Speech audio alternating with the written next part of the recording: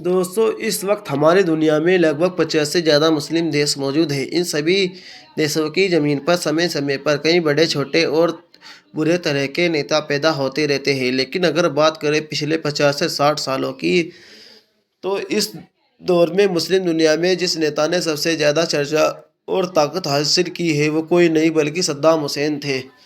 सद्दाम हुसैन एक लंबे वक्त तक इराक पर शासन किया। इस दौर में वे न केवल इराक के सबसे ताकतवर नेता थे, बल्कि सबसे शक्तिशाली नेताओं की सूची में उनका नाम सबसे पहले लिया जाता था।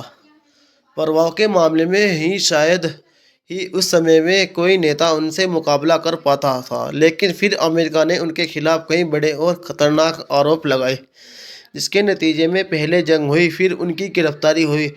आखिरकार 30 दिसंबर 2006 को उन्हें फांसी पर चढ़ा दिया गया। हैरानी की बात है कि सद्दाम हुसैन को जिस दिन फांसी दी गई, इस्लामिक कैलेंडर के मुताबिक उस दिन ईद उल अधा थी, जो कुर्बानी का दिन माना जाता है।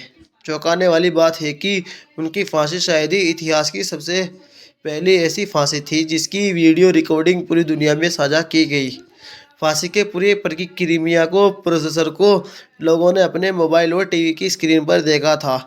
जब सद्दाम हुसैन को जेल में कैद किया गया था, तो उनकी सुरक्षा के लिए एक विशेष कमांडो फोर्स तैनात की गई थी। ये कमांडो अमेरिका के कई इलाकों से चुने गए थे और बड़े ही शक्तिशाली थे, सज्जन माने जाते थे। लेकिन हैरानी की बात है कि ये कमांडो धीरे धीरे सद्दाम हुसैन के दोस्त बन गए थे। इन्हीं सुरक्षा कर्मियों में से एक ने सद्दाम हुसैन की मौत के बाद उनके ऊपर एक किताब लिखी, जिससे ऐसे खुलासे किए गए कि जिससे पूरी दुनिया हैरान हो गई।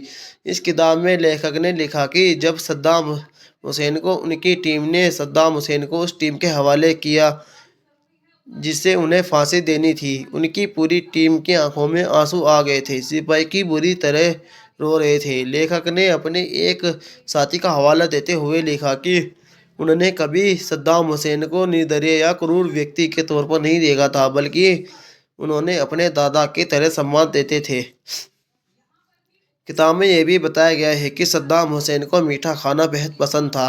अपने अंतिम दिनों में भी उन्होंने अपने इस एक्सरसाइज और अलग अलग खाने के टेस्ट करने की आदत नहीं छोड़ी थी। उनके साथ समय बिताने वाले अमेरिकी सैनिकों ने बताया कि जब उन्हें फांसी पर ले जाया जा रहा था, तो उन्होंने कोट पहनने की मांग की।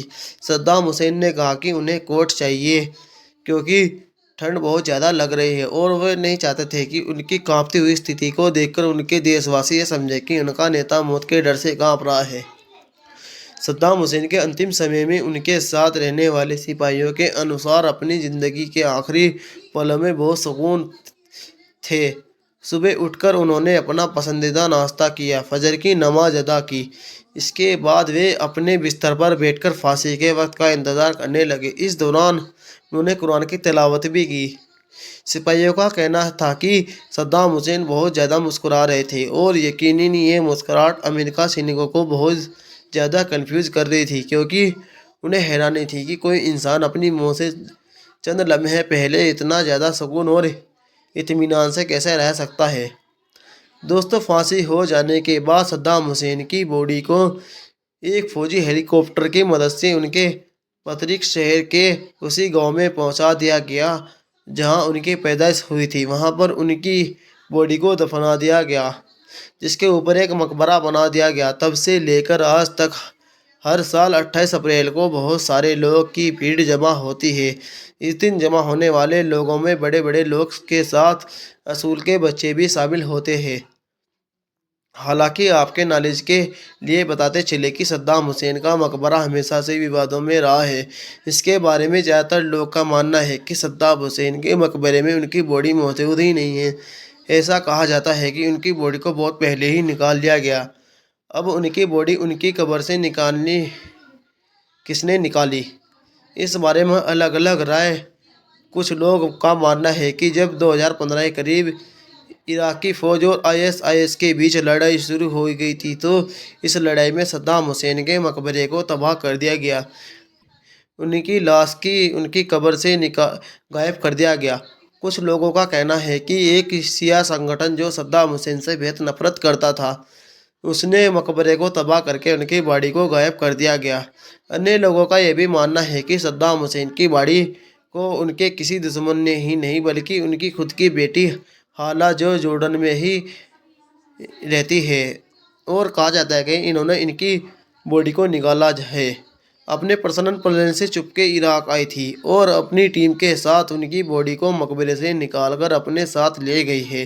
हालांकि इस बात में कोई शक नहीं है कि सद्दाम हुसैन की कब्र के साथ कुछ ना कुछ हुआ है था। फिलहाल दोस्तों, आज की इस वीडियो को हम यहीं ख़त्म करते हैं। अगर वीडियो पसंद आई हो तो इसे लाइक करें और अपने फ्रेंड के साथ शेयर ज़रूर करें। साथ ही साथ इस तरह की नॉलेज और हिस्टोरिकल वीडियो देखने के लिए हमारे चैनल को सब्सक्राइब करें और बेल आइकन को भी दबा दें।